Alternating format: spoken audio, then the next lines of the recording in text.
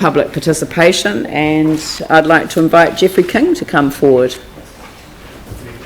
Yeah, just in the middle there, and if you press the button, it should turn green. Yay. Welcome. Thank you. I would like to know, please, what the council has decided to do to fix the problems of the OPP, that's the organic processing plant. It has been in PX category now for some time. As you are aware, the problems affect approximately 30,000 workers and residents in 10 suburbs, was foisted upon us in 2009 by the Gary Moore regime, which, with the introduction of the composting operations, green bins, and as a result we suffer from the offensive odours, the black dust, the pathogens, bioaerosols. Someone somewhere in the city, in the windrow of these 10 suburbs, in the wind shadow, suffer 24/7. Firstly, the technical 206 evaluation report was not adhered to, in that it was placed where it currently is, when the recommendation was to have it out in the country, near the Airwell Forest. Secondly, the 207 contract, number 0607-192, between the operator, Living Earth, now Beijing Capital or the Chinese government, and the Christchurch City Council has not been honoured to the letter and or adhered to, especially clause 3.9.2. Thirdly, the July 15 Becker report has been ignored, and this report clearly upholds the 206 technical evaluation report on the location of the operation and the operation requirements as well as stated in the 207 contract. Clause 3.9.2 of the 207 contract was purposefully put in place to protect residents and workers from the offensive odours, the dust, the pathogens, bioaerosols. The non-adherence to this clause has turned our lives and lifestyles and health upside down. We are stressed living under such conditions. As you know, stress is a major killer, not to mention the viruses that are contained in the pathogens. It is affecting relationships, and some people have been financially affected by it all. We've had this problem now for 7.5 years. We have been subject to lies and deceit and abuse from the Christchurch City Council staff, and it appears that the City Council method of handling our problem is a wall of silence, and if you are noisy enough, like me, then you are trespassed or for simply asking simple questions, sometimes difficult. Information has been purposefully withheld from our inquiries.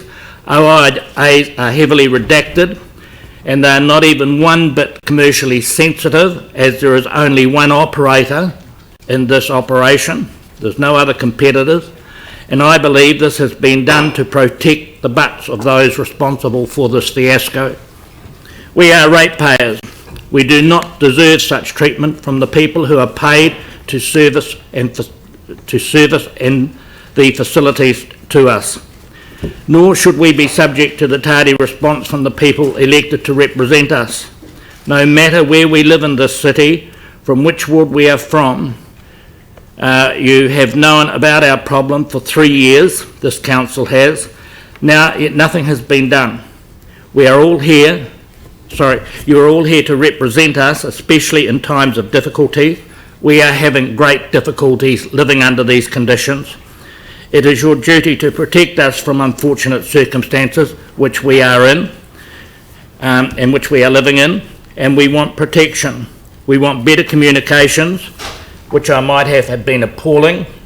We want the OPP shifted to where the 206 technical report states, out in the country, or closed down. And it's time to give something back to the east, fix our problems, instead of gold plating the likes of Victoria Street. Thank you.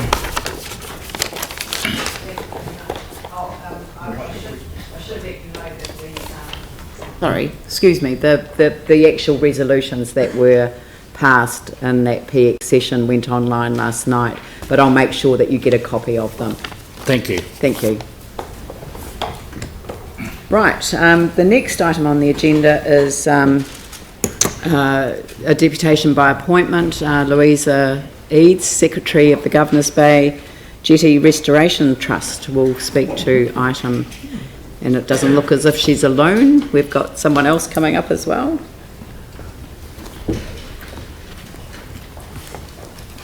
I got a sneak preview of your booklet yesterday at Littleton, Thank you, Leanne. Mount Herbert Community Board meeting, where we said farewell to Paula Smith as the chair of the community board. So thank you. Thank you. I was just checking that Beautiful book. everyone has a copy of that, please. They're just being handed out. This is the most exciting item on our agenda. I'm good. so excited. We're glad to hear it. Thank you. So good morning, and thank you, Madam Mayor and councillors. This is Louisa Eates, and I'm Nick Harwood. We are the Secretary and Chair of the Governors Bay Jetty Restoration Trust. The Governors Bay Jetty is obviously a topic on the agenda today. Thank you for the opportunity to present a deputation on behalf of the Trust, and thank you to Andrew Rutledge, Head of Parks, and his team, particularly Kelly Hanson, who has prepared the recommendations report. We'd also like to personally thank the Mayor and councillors for allocating $535,000 towards the Governors Bay Jetty renewal. Since the Trust was last before you about 18 months ago, we've worked closely with council staff, looking at various relationship models between the council and Trust for the restoration of the jetty. And we are here today to support Kelly's option 1, which is that the council approves the sale of the Governors Bay Jetty to the Governors Bay Jetty Restoration Trust, with an agreement that the Trust will sell the jetty back to the council upon completion of restoration. We're strongly in favour of option 1, as it is the only option with a clear path for a timely restoration of the jetty. Option 1 is supported by Andrew Rutledge, Head of Parks, Mary Richardson, the General Manager, Customer and Community, Jason Rivet, a Finance Business Partner, the Council's Legal Services team with a great help from Emma Perry, and the Littleton Mount Herbert Community Board.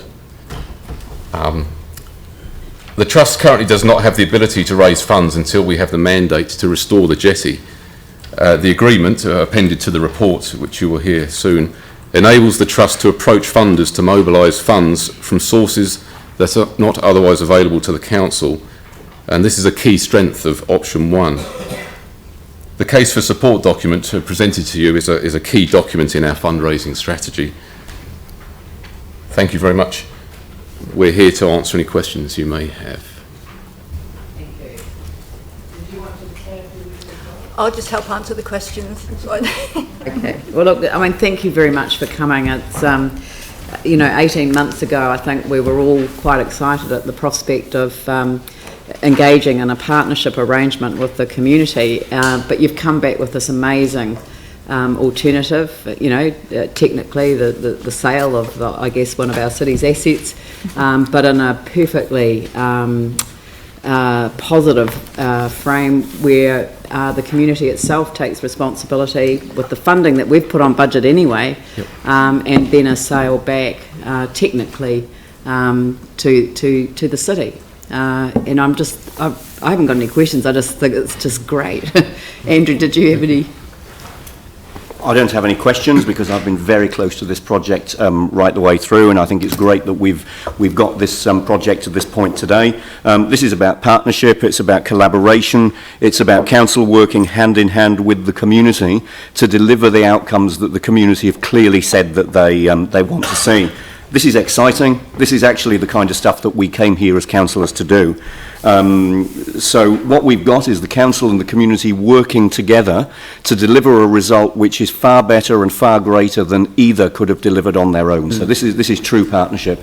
So delighted to have got this to this point today. I'd like to thank the members of the Jetty Trust for the amount of time that they've given to this project and the skill and the expertise that trust continue to display. I've been to a number of their meetings on a Tuesday evening at the Governor's Bay Hotel, which is always a good opportunity to pop into the Governor's Bay Hotel as well as to get updated on what's happening with the trust.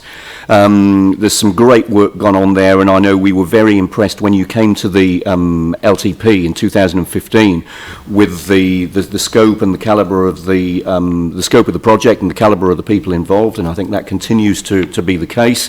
I'd also like to acknowledge the work that staff have put into this as well, because this in many ways is breaking new ground for council. I'm really hopeful that the Governor's Bay Jetty Trust partnership with council becomes the exemplar of the way that we do this in communities in the future. So we're breaking new ground here, and this is excellent. My message to colleagues is please support this today.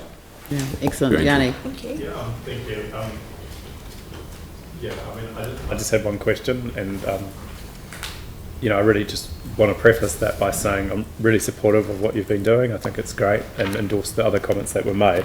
The one concern that I have is around the community views and preferences, where it makes reference to the takiwā of Te Hapu o Ngāti Whiki, and I just wondered if they've been if this has been discussed with them, what Yep. their view is, and whether they're in support. Yep. So we've met with is it Henry Couch, Henry Couch. and he's a representative, and he came to one of our meetings and he said they're in support of it and they'll do anything they can to help us. Great. So I'm going to continue to keep in touch with him and work Okay. with them. Yeah. Is it possible to get it somewhere recorded? Because, given that the staff have raised that in the report as being an issue, a possible issue, I think it would be quite nice to... We're going to move on to the paper in a minute. So... And But you guys are okay? I think that it's, Cool. this is a high trust environment, and I don't know that we need a resolution to say that, but shall we move to the paper? I think that's probably the easiest thing to do.